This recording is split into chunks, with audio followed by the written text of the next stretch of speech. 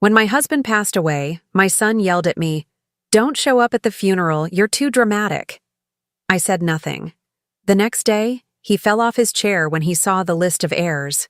"I'm glad to have you here. Follow my story until the end and comment the city you're watching from, so I can see how far my story has reached." The steady beep of the heart monitor had been my companion for 3 days. I sat beside Robert's hospital bed, holding his weathered hand, watching his chest rise and fall with each labored breath. After 45 years of marriage, I knew every line on his face, every freckle on his arms. The man who had been my everything was slipping away. "Doreen." His voice was barely a whisper. I leaned closer, my ear almost touching his lips. "I'm here, sweetheart. I'm right here." His fingers squeezed mine with what little strength he had left. "Take care of yourself. Promise me, don't talk like that. You're going to get better." But even as I said the words, we both knew the truth. The cancer had won. Robert's eyes found mine, clouded with pain but still filled with love. "I love you, Doreen. Always remember that." Those were his last words. The monitor's beeping turned into a long, flat tone that seemed to echo through my chest. Nurses rushed in, but I knew it was over. My Robert was gone. I sat there in stunned silence, tears streaming down my face, when the door burst open. Miles stormed in, his face flushed with anger rather than grief. "What did you do?" he demanded, his voice cutting through my shock like a knife. "Miles, your father just—" "I know what happened. The nurse called me 20 minutes ago." He glared at me as if Robert's death was somehow my fault. "I should have been here." I stood up slowly, my legs shaky from sitting for hours. "I called you yesterday. You said you were too busy with work. Don't you dare blame me." Miles's voice rose, causing one of the nurses to look our way with concern. "You probably didn't even call the right number. You never could handle anything properly." The words hit me like a physical blow. Here I was, having just lost my husband, and my own son was attacking me. "Miles, please, this isn't the time." "You're absolutely right. This isn't the time for your dramatics." He moved toward me, his presence intimidating despite the fact that I was his mother. "I need to handle the arrangements now. Real arrangements, not whatever mess you'd create." I felt my heart breaking all over again. He was my husband, Miles. I have the right. "You have the right to go home and let me handle this like an adult." His words were sharp, deliberate. "Dad always said you got too emotional about everything." Well, this is too important for emotions. Jessica, his wife, appeared in the doorway. She'd been waiting in the hallway, probably listening to every word. "Miles is right, Doreen. You look exhausted. You should go home and rest." The way she said my name, like it left a bitter taste in her mouth, made my skin crawl. Jessica had never liked me, though I'd never understood why. I'd always been nothing but kind to her. "I want to stay with him a little longer," I whispered, looking back at Robert's still form. "No." Miles stepped between me and the bed. "The funeral home will be here soon and I don't want you making a scene. You know how you get."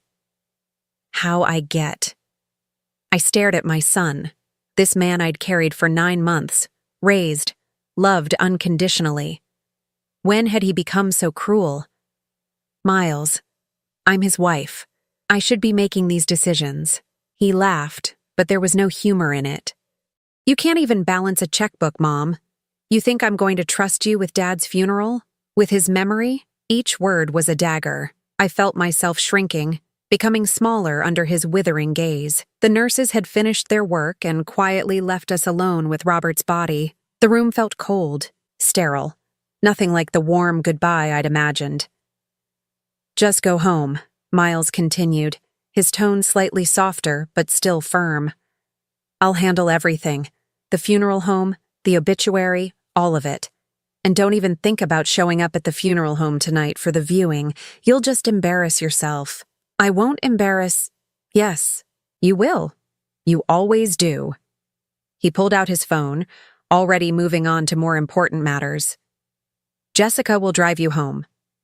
I looked at Jessica, hoping to find some sympathy, some understanding from one woman to another. Instead, I saw only cold calculation. "Come on, Doreen. Let's get you home where you belong." Where I belong, not at my husband's side, not making decisions about his funeral, not grieving with my family. Home. Alone. As we walked toward the elevator, I turned back one last time to see Robert. Miles had already positioned himself beside the bed, pulling out his phone to make calls, taking charge, being the responsible son. I pressed my lips together to keep from crying out. Robert had always been proud of Miles, bragging about his business success, his beautiful wife, his expensive house. But had Robert seen this side of him?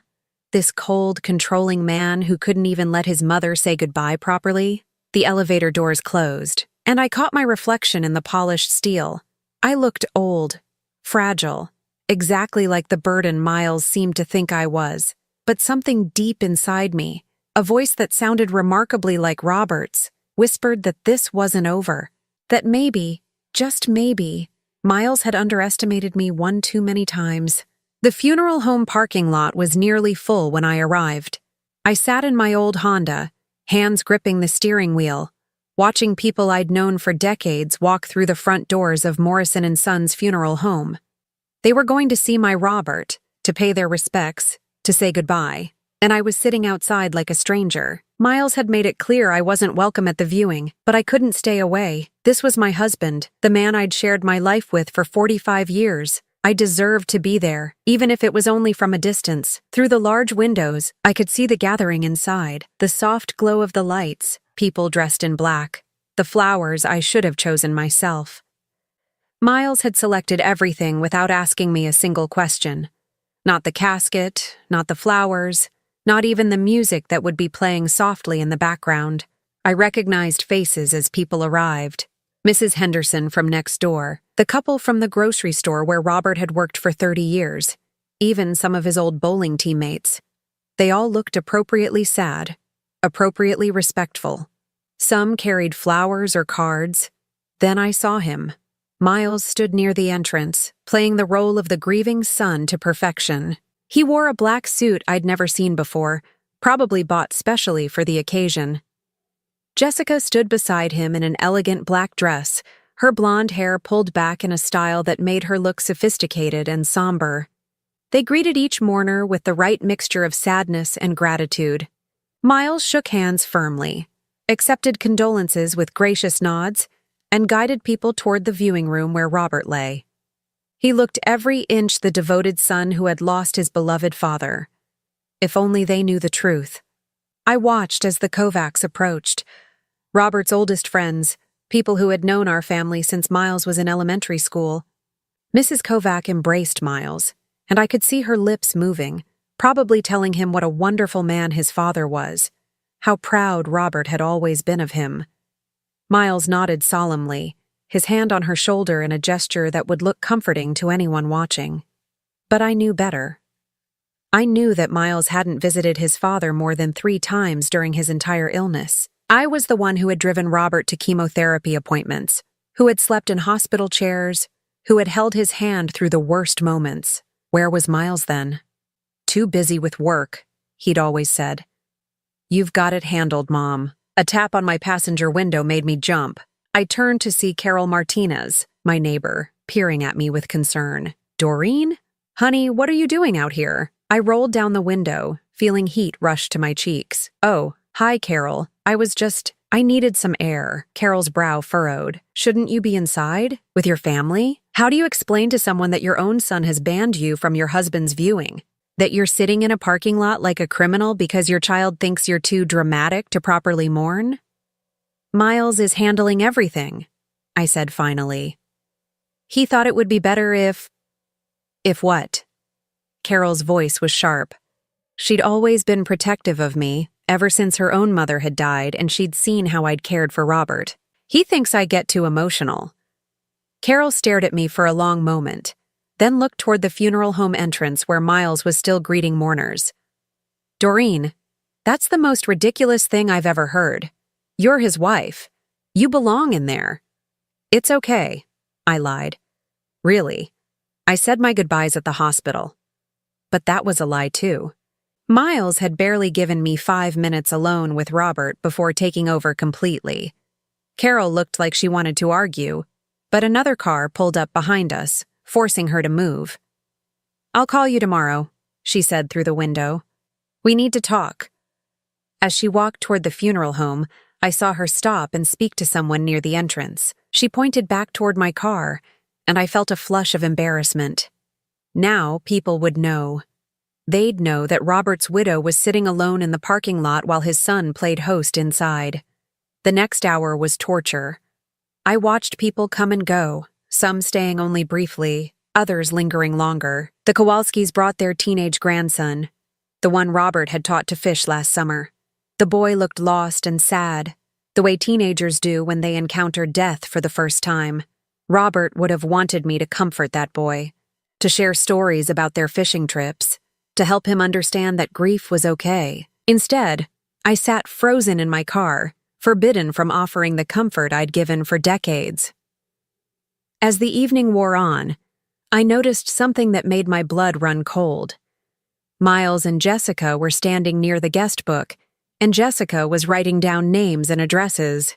They were cataloging who came, probably planning thank you cards or keeping track of who might be useful later. But it was more than that. I watched Jessica lean close to Miles and whisper something, both of them glancing toward the parking lot where I sat. Jessica smiled, the kind of smile that never reached her eyes. They were enjoying this, my exclusion, my humiliation, my powerlessness. It entertained them. The realization hit me like a physical blow. This wasn't just about Miles thinking I was too emotional. This was deliberate cruelty. They wanted me to know my place, to understand that I was no longer part of the family decisions, no longer someone whose feelings mattered. A new car pulled into the parking lot, and I recognized it immediately. Margaret Chen, the lawyer who had handled some business for Robert over the years. She was an elegant woman in her 50s, always impeccably dressed, always professional. What was she doing here? I watched as she approached Miles, shaking his hand with the formal politeness of a business relationship. They spoke for a few minutes, Miles nodding seriously, Jessica hovering nearby with that calculating look she always wore when money or important matters were being discussed. Then Margaret did something unexpected. She turned and looked directly at my car. Even from this distance, I could see her searching the parking lot until her eyes found mine. She raised her hand in a small wave, acknowledging my presence. Miles followed her gaze and saw me. Even from across the parking lot, I could see his jaw tighten with anger. He said something sharp to Margaret, who responded with what looked like a firm but polite refusal. Margaret walked away from Miles and Jessica, heading directly toward my car. Margaret Chen's gentle knock on my car window startled me from my thoughts. I quickly wiped my eyes and rolled down the window, embarrassed to be caught crying in a parking lot. "Mrs. Morrison, I'm so sorry for your loss," Margaret said, her voice warm with genuine sympathy. "Robert was a good man. Thank you. I didn't expect to see you here." Margaret glanced back toward the funeral home, where Miles was watching us with obvious irritation. "Actually, I came specifically to see you. Would you mind if I sat with you for a moment?" I unlocked the passenger door, grateful for any human kindness after the isolation of the past 2 days. Margaret settled into the seat beside me, her presence somehow comforting in its calm professionalism. "I know this is a difficult time," she began carefully, "but Robert asked me to speak with you after the funeral. There are some matters we need to discuss." "What kind of matters?" My heart sank. Was this about debts I didn't know about? Problems with the house? I can't go into details right now. But Robert made some important decisions in his final months. Decisions that will affect your future significantly. Margaret's eyes were kind but serious. "I'll call you next week to set up a meeting. In the meantime, don't sign anything Miles might ask you to sign. Do you understand?" Before I could ask what she meant, a sharp rap on Margaret's window made us both turn. Miles stood there, his face tight with anger. Margaret rolled down her window with calm composure. "Miles, I was just expressing my condolences to your mother. She should be at home resting," Miles said curtly. "This is too much stress for her." "I'm sure your mother can decide what's appropriate for herself," Margaret replied smoothly. She's a grown woman. The tension between them was palpable. I didn't understand it, but I could feel undercurrents of something larger happening around me. "I'll call you, Mrs. Morrison," Margaret said, squeezing my hand gently before getting out of the car. "Take care of yourself." As Margaret walked back to her car, Miles leaned down to my window. What did she want? Just to pay her respects. His eyes narrowed. Did she say anything else? About Dad's business or the house? No, nothing like that. The lie came easily, instinctively. Something told me Miles didn't need to know about Margaret's warning. "Good, because you don't need to worry about any of that complicated stuff. Jessica and I will handle everything." His tone softened slightly, but it felt calculated rather than genuine. "Why don't you go home? This has been a long day for everyone." I nodded, too emotionally drained to fight anymore. As I started my car, I watched Miles return to Jessica's side. They stood together, a united front, watching me drive away. The house felt impossibly empty when I got home. 45 years of shared life echoed in every room. Robert's coffee cup still sat in the sink from 3 days ago. His reading glasses lay folded on the side table next to his favorite chair. I picked them up, holding them against my chest as fresh tears came. The phone rang, jarring me from my grief. I almost didn't answer, but the caller ID showed Jessica's number. "Hello? Doreen, it's Jessica. Miles and I are coming over. We need to discuss some practical matters." "Tonight? I'm really not up for this. Can't wait. We'll be there in 20 minutes. The line went dead before I could protest. I looked down at myself, still wearing the black dress I'd put on for the viewing I wasn't allowed to attend, and sighed. What practical matters were so urgent they couldn't wait until after Robert's funeral? When Miles and Jessica arrived, they came armed with folders, legal pads, and the kind of determined efficiency that made my stomach clench with anxiety. "Sit down, Mom," Miles said, gesturing to the couch like he was the host and I was the visitor. "We need to talk about your future." Jessica spread papers across the coffee table, her movements crisp and businesslike. "We've been doing some research, and we think we've found the perfect solution for you." "Solution for what?" "For your living situation," Miles said, settling into Robert's chair without asking. The sight of him there, so casual and assuming, made my heart ache. "This house is way too big for you now. Too much maintenance, too many stairs, too many memories." I looked around the living room where Robert and I had watched countless movies, where we'd celebrated Miles's birthdays when he was young, where we'd planned our future together. "I don't want to move. This is my home." "Be realistic, Mom." Jessica's voice had that patient tone people use with children or the elderly. "You can't maintain a house this size on your own. The yard work alone would be impossible." "I can hire help." "With what money?" Miles interrupted. "Dad's medical bills wiped out most of the savings. The life insurance will help, but it won't last forever if you're trying to maintain this place." My head spun. Medical bills? Robert had good insurance. We'd always been careful with money. "What are you talking about?" Miles and Jessica exchanged a look that I was becoming familiar with. The look that said they knew things I didn't. That I was too simple to understand the complexities of real life. "The experimental treatments Dad tried in his last months," Jessica explained with exaggerated patience. "The ones insurance didn't cover. The private nurses, the special medications. It all adds up." I felt like I was drowning. Robert had never mentioned money problems, but then again, he'd always handled the finances. I trusted him completely. "How much?" I whispered. "Don't worry about the exact numbers," Miles said quickly. "The point is, you need to downsize. We found this lovely assisted living facility about 30 minutes away. It's clean, safe, and they have activities." "Assisted living?" The words felt foreign in my mouth. "I don't need assistance. I'm perfectly capable." "For now," Jessica said gently. "But what happens when you fall and break a hip? What happens when you can't drive anymore? You'd be stranded here." Miles leaned forward, his expression earnest. "We're thinking ahead, Mom. We're being responsible. Dad would want us to make sure you're taken care of. The mention of Robert's wishes stung. How did they know what Robert would want?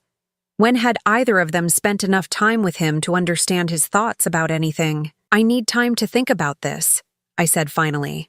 Of course, Jessica said, gathering up the papers. But don't take too long. The facility has a waiting list, and we were lucky to get you on it. After they left, I sat in Robert's chair, trying to make sense of what had just happened. In the space of one conversation, I'd gone from being a widow grieving her husband to being a burden who needed to be managed and relocated. I pulled out the folder Jessica had left behind, marked Sunset Manor Assisted Living. The brochure showed smiling elderly people playing bingo and doing crafts. It looked pleasant enough, but it wasn't home. As I flipped through the papers, one detail caught my eye. The monthly fee was nearly $3,000. If our finances were as dire as Miles claimed, how could we afford this place? Unless they weren't planning to pay for it themselves. The thought made my blood run cold. Were they expecting me to sell the house to pay for assisted living while they managed whatever assets remained? Was this their plan all along? I thought about Margaret Chen's warning not to sign anything, and suddenly it made perfect sense. The funeral was everything Robert would have hated. Too formal, too impersonal, filled with people who barely knew him but felt obligated to attend. I sat in the front row, officially designated as the grieving widow, but Miles controlled every detail of the service. The pastor, someone Robert had never met, spoke about a man I didn't recognize. He talked about Robert's successful business career and his pride in his accomplished son, but never mentioned Robert's love of fishing, his terrible jokes, or the way he sang off-key in the shower every morning for 45 years. I wanted to stand up and tell them about the real Robert, the man who cried at commercials with dogs, who still brought me flowers every Friday even after 4 decades of marriage, who spent his last weeks not worrying about his own pain, but about what would happen to me. But I sat silent, playing my assigned role while Miles delivered a eulogy that sounded more like a business presentation than a son's goodbye to his father. After the cemetery service, people gathered at the fellowship hall for lunch. Miles and Jessica worked the room like politicians, accepting condolences and thanks with practiced grace. I found myself sitting alone at a corner table, watching my son charm people who had known Robert far longer than Miles had bothered to. Mrs. Morrison? I looked up to find Margaret Chen standing beside my table. She wore a simple black suit and carried a leather briefcase, looking professional even in this informal setting. May I join you? I nodded, grateful for the company. Margaret settled into the chair across from me, setting her briefcase carefully on the floor. How are you holding up? I feel like I'm watching someone else's life, I admitted. Like I don't belong at my own husband's funeral. Margaret's expression softened with understanding. Grief affects everyone differently. There's no right way to process such a loss. We sat in comfortable silence for a moment, watching the crowd of mourners. Miles was across the room, deep in conversation with Robert's former boss from the grocery store. Jessica stood beside him, her hand possessively on his arm. Mrs. Morrison, Margaret said quietly, I meant what I said at the viewing. We need to talk soon. There are things about Robert's final wishes that you need to know. My stomach tightened with anxiety. Is it bad news? Did Robert leave debts I don't know about? Quite the opposite, actually. Margaret glanced around to make sure no one was listening. Robert was much more careful with money than your son realizes. He also made some very specific arrangements in his final months. What kind of arrangements? Margaret opened her briefcase and pulled out a sealed envelope. Robert asked me to give you this after the funeral. He wrote it 6 weeks before he died, when he knew the cancer was winning. My hands trembled as I took the envelope. It was addressed in Robert's familiar handwriting. For my beloved Doreen, when you're ready for the truth. What truth? I whispered.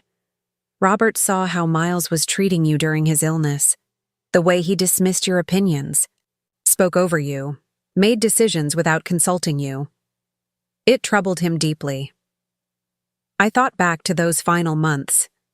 Miles had insisted on dealing with all the doctors, claiming I was too emotional to handle medical information properly. He'd scheduled appointments without telling me, made treatment decisions without asking my opinion, and generally acted like I was an inconvenience rather than Robert's wife and primary caregiver. Robert felt terrible that he hadn't intervened sooner, Margaret continued. He said he'd always been too passive when it came to family conflicts, too willing to keep the peace, but watching Miles treat you like a child who couldn't be trusted with adult decisions, it opened his eyes. Across the room, Miles laughed at something someone had said. The sound grated against my nerves. How many times had he laughed at my expense over the years? How many times had he dismissed my concerns or made me feel foolish for having opinions? So he changed his will? Among other things, yes. But there's more than just the will, Mrs. Morrison. Robert spent his final weeks making sure you would be protected, no matter what anyone else might try to do. Margaret's phone buzzed, and she glanced at it with a frown. I'm sorry, but I have to take this call. Can you come to my office tomorrow afternoon? Say 2 o'clock. I nodded, clutching the envelope against my chest. Should I tell Miles about this? Margaret's expression grew stern. I would strongly advise against it, at least not until after our meeting tomorrow. And remember what I told you about not signing anything. After Margaret left, I sat staring at the envelope in my hands. Part of me wanted to tear it open immediately, but another part was afraid of what I might find inside. Robert had always been gentle, non-confrontational. What could he have written that required such secrecy? Mom? What was that about? I looked up to find Miles standing beside my table, his eyes fixed on the envelope. Jessica hovered behind him, trying to look casual but clearly listening intently. Mrs. Chen was just paying her respects, I said, sliding the envelope into my purse. What's in the envelope? Nothing important. Just some paperwork from your father's business dealings. Miles frowned. What kind of paperwork? I thought I was handling all of Dad's business affairs. It's nothing urgent, I repeated, standing up from the table. I'm getting tired. I think I'll head home. Wait, I'll drive you, Miles said quickly. You shouldn't be driving when you're emotional. I'm fine, I said firmly. I've been driving for 50 years, Miles. I think I can manage the 10 minutes to my house. Jessica stepped forward with that false sweet smile I'd grown to hate. We're just worried about you, Doreen. You've been through so much stress. I appreciate your concern, but I need some time alone. As I walked toward the exit, I could feel their eyes following me. I could sense their frustration at not being able to control this one small aspect of my day. In my car, I sat for a moment holding the envelope. Even through the paper, I could feel Robert's presence, his protective love reaching across the divide between life and death. Whatever was in this letter, whatever Robert had arranged, I had the feeling my life was about to change dramatically. For the first time since Robert's death, I felt something other than grief and confusion. I felt hope. That evening, I sat in Robert's chair with the envelope in my lap, working up the courage to open it. The house was quiet, except for the ticking of the grandfather clock Robert had inherited from his father. Finally, I slipped my finger under the flap and carefully opened the envelope. Inside were 3 pages of Robert's careful handwriting, the words slightly shaky from the medication but still clearly his. My dearest Doreen, it began. If you're reading this, then I'm gone, and you're probably feeling lost and alone, but I need you to know that you are not alone, and you are not the helpless woman Miles seems to think you are. My breath caught in my throat. Robert had seen it too. He'd noticed how Miles treated me.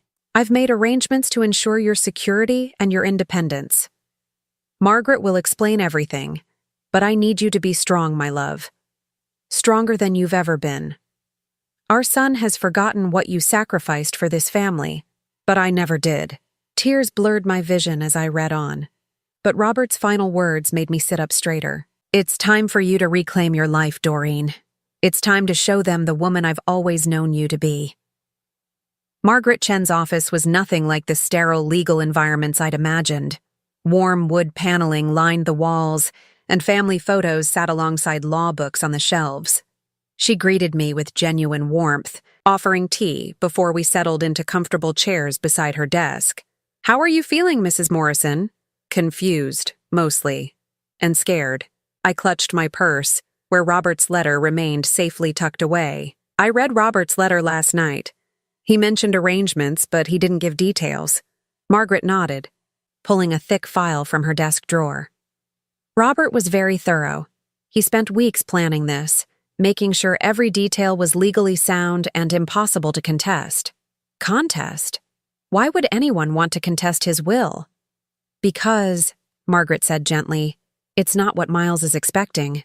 She opened the file and removed a document I recognized as Robert's original will, the one we'd signed together 5 years ago. It was straightforward enough. Everything split between Miles and me, with the house going to me for my lifetime, and then to Miles. This is the will Miles knows about, Margaret explained. The one he's counting on. Then she pulled out another document. This one much newer. And this is the will Robert actually filed 3 months ago. My hand shook as I took the papers. The legal language was dense, but certain phrases jumped out at me. Sole beneficiary, irrevocable trust, and most shocking of all, conditional inheritance limited to $5,000. I don't understand. What does this mean? Margaret leaned forward, her expression serious but kind. It means Robert left you almost everything, Mrs. Morrison. The house, his life insurance, his investments, his pension. It all goes to you. Miles receives $5,000 and Robert's personal effects only. The room seemed to spin around me. But why? I mean, I'm grateful, but Miles is his son. Robert felt that Miles had shown his true character during the final months of his illness. The way he excluded you from medical decisions, spoke to you dismissively, treated you like an inconvenience rather than a wife and mother. Margaret's voice carried a hint of steel. Robert documented several specific incidents that influenced his decision. I thought about those awful months, the constant feeling of being pushed aside, of having my concerns dismissed as emotional or unrealistic. I'd assumed Robert hadn't noticed, that he was too focused on his illness to see how Miles was treating me. There's more, Margaret continued. Robert also discovered that Miles had been pressuring him to change the original will months ago, before the cancer diagnosis. Miles wanted the house left directly to him, not to you with lifetime rights. My stomach dropped. He what? Miles argued that it would be more efficient for estate planning purposes. He suggested you could live in the guest room or move to a smaller place. Robert was disturbed by the conversation, especially since you knew nothing about it. The betrayal hit me like a physical blow. While I was caring for Robert, nursing him through chemotherapy, Miles had been maneuvering to take away my home. But there's something else you need to understand, Margaret said, her tone becoming more urgent. Robert included a specific clause in the new will. If Miles attempts to contest it or challenge it in any way, he forfeits even the $5,000. Everything would then go to charity in Robert's name. He thought of everything. He did. But Mrs. Morrison, there's one more thing. Robert also left detailed instructions about timing. He specifically requested that the will not be read until 1 week after the funeral. He wanted to see how Miles would behave toward you during that time. I felt a chill run down my spine. He was testing him? In a way, yes. Robert hoped Miles might show some genuine concern for your welfare. Some sign that he understood his responsibilities as your son. But, Margaret gestured toward another folder. I've been monitoring the situation as Robert requested. Your neighbor Carol Martinez called me yesterday. My face burned with embarrassment. What did she tell you? That Miles and Jessica came to your house the night after the viewing to pressure you about selling and moving to assisted living. That they claimed financial problems that don't actually exist. That they're essentially trying to manipulate you into giving up your independence. The full scope of Robert's planning became clear. He hadn't just changed his will. He'd created a safety net to catch me when Miles inevitably revealed his true intentions. What happens now? Now, we schedule the official will reading. I'll call Miles and Jessica today to arrange a meeting for tomorrow morning. They'll come here expecting to inherit everything. Margaret's smile was grimly satisfied. They're going to get quite a shock. The next morning, I sat in Margaret's conference room, my hands folded in my lap, trying to appear calm. Miles and Jessica arrived precisely on time, both dressed in somber business attire. They'd brought a legal pad and pen, ready to take notes on their inheritance. Thank you all for coming, Margaret began formally. "We're here for the reading of Robert Morrison's last will and testament." Miles straightened in his chair, his expression appropriately serious, but with an underlying eagerness that made my stomach turn. Jessica had her pen poised over the legal pad, ready to record their windfall. "Before we begin," Margaret continued, "I should mention that this will was executed 3 months ago, superseding any previous versions." Miles frowned slightly. 3 months ago? I thought Dad's will was settled years ago. "People often update their wills as circumstances change," Margaret said smoothly. "Now, shall we proceed?"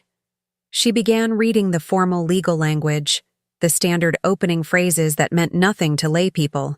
Miles fidgeted impatiently, obviously wanting to skip to the important parts. Then, Margaret reached the meat of the document. "To my beloved wife, Doreen Morrison, I leave my entire estate, including but not limited to the family home and all real property, all bank accounts and investments, my life insurance policies, and my pension benefits." Miles jerked forward in his chair. "Wait, what?" Margaret continued reading, her voice steady and professional. "To my son, Miles Morrison, I leave the sum of $5,000 and my personal effects, including my tools, books, and sporting equipment." The silence in the room was deafening. Miles stared at Margaret as if she'd spoken in a foreign language. Jessica's pen had stopped moving entirely. "That can't be right," Miles said finally, his voice strained. "There must be some mistake." "There's no mistake," Margaret replied calmly. "This will was properly executed and witnessed. It represents your father's final wishes." Miles shot to his feet, his face flushing red. "This is insane. Dad wouldn't have done this. Someone manipulated him, probably while he was on medication and not thinking clearly." "Your father was mentally competent when he signed this will," Margaret said firmly. "I can provide medical documentation to that effect if necessary." Jessica finally found her voice. "But what about the medical bills? The debts? Doreen can't handle all of that responsibility." "What medical bills?" Margaret asked with raised eyebrows. Robert had excellent insurance. His final medical expenses totaled less than $3,000 out of pocket. The look of shock on Jessica's face would have been comical if the situation weren't so tragic. They'd built their entire manipulation around fictional debts. Miles began pacing behind his chair.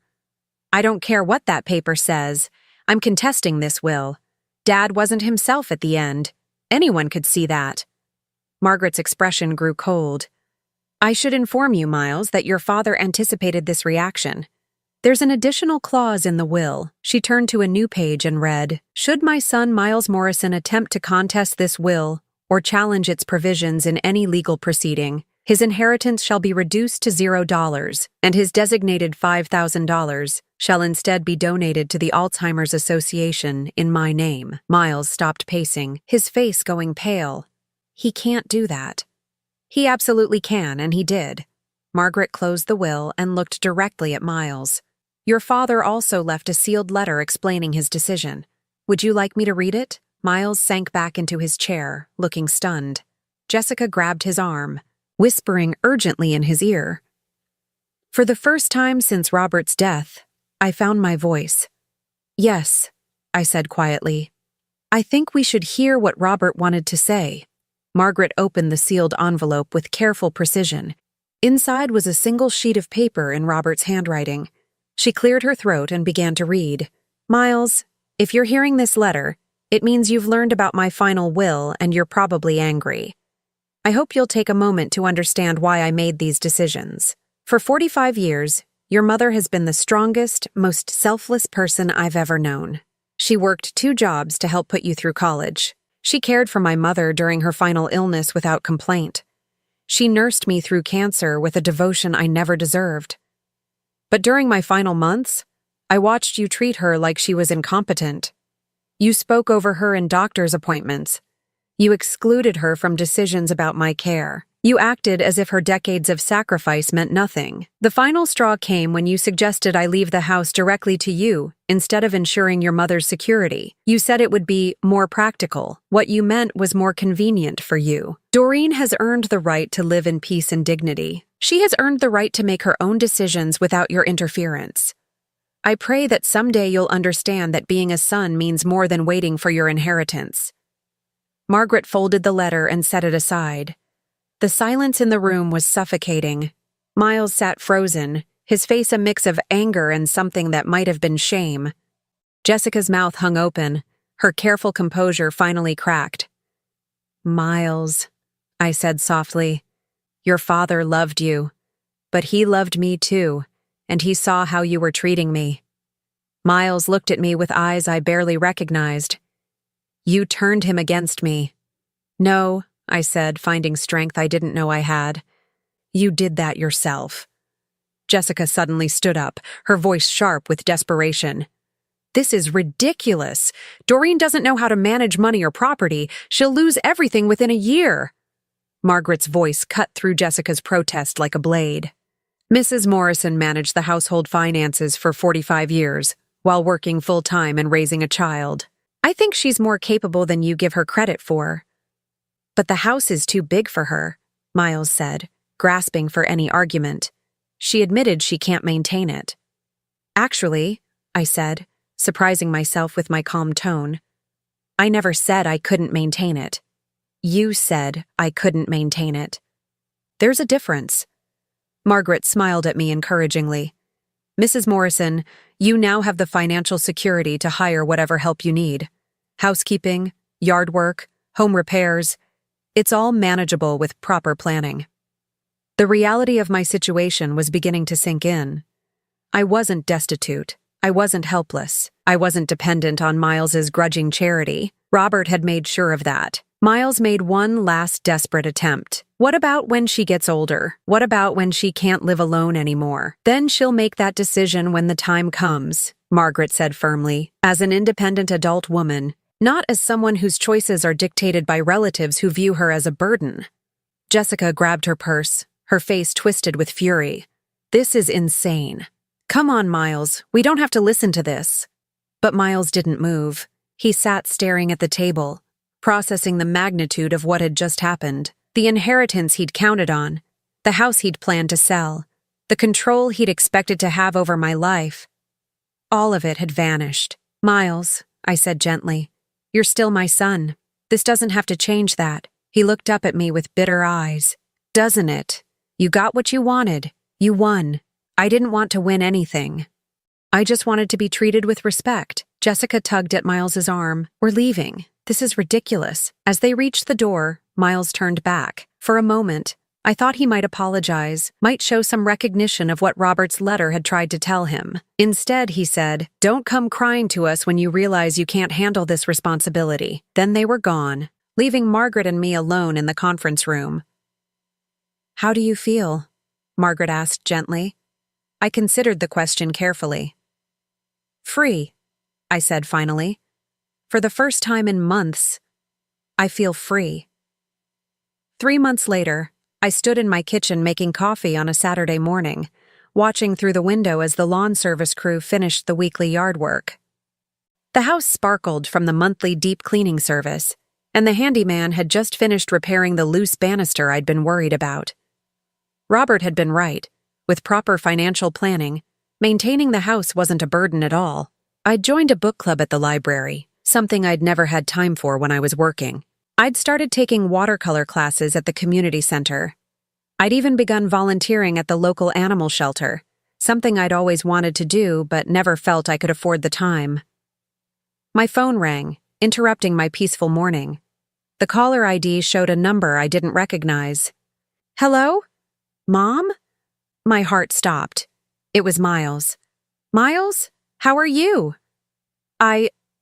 His voice sounded different, uncertain in a way I hadn't heard since he was a child. "I've been thinking about what Dad wrote in that letter." I waited, not wanting to say anything that might make him retreat into anger again. "Jessica and I separated," he said quietly. "She couldn't get over the money. She kept saying we should have gotten more, that you'd manipulated Dad somehow. I finally realized she'd never really cared about me, just what she thought I'd inherit. I'm sorry, Miles. I know that must be difficult. Mom? Can I come see you? I want to talk. Really talk, not just about money or practical things. I want to understand what Dad was trying to tell me." Tears sprang to my eyes. "Of course you can come. You're always welcome here. Even after how I treated you, I thought about Robert's letter, about his hope that someday Miles would understand what being a son really meant.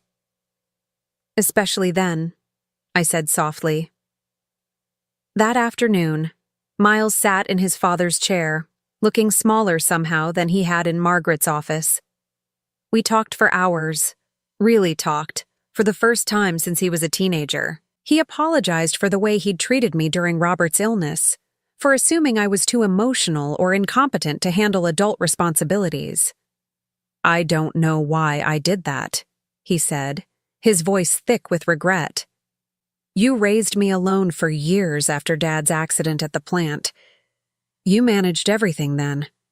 I guess I got used to thinking of you as someone who needed taking care of instead of someone who had always taken care of everyone else. Your father saw it too, I told him. That's why he wrote that letter. He wanted you to remember who I really was. As the sun set, Miles helped me prepare dinner, something we hadn't done together since he was in high school. We cooked Robert's favorite meal and shared stories about him, both of us crying and laughing as we remembered the man who had loved us both enough to teach us this difficult lesson. Will you forgive me? Miles asked as he prepared to leave. I already have, I said, hugging him tight. But more importantly, you need to forgive yourself. Your father didn't want to punish you, Miles. He wanted to protect me and help you become the man he knew you could be. 6 months after Robert's death, I no longer felt like I was living someone else's life. The house was still full of memories, but they were comforting now rather than painful. I'd found my own rhythm, my own independence, my own strength. Miles visited every Sunday, and we were rebuilding our relationship on a foundation of mutual respect rather than obligation. He'd started therapy to work through his controlling tendencies, and he was learning to see me as a person rather than a responsibility. Robert's final gift hadn't just been financial security. It had been the chance to reclaim my identity as a capable, independent woman. He'd forced both Miles and me to confront the truth about our relationship and find a healthier way forward. As I sat in the garden Robert had planted for me, watching the sunset paint the sky in shades of gold and pink, I felt his presence like a warm embrace. He'd kept his promise to take care of me, even after death. He'd given me back my life. And for the first time since he'd been gone, I could honestly say I was not just surviving, I was thriving. Now, I'm curious about you who listened to my story. What would you do if you were in my place? Have you ever been through something similar? Comment below. And meanwhile, I'm leaving on the final screen 2 other stories that are channel favorites, and they will definitely surprise you. Thank you for watching until here.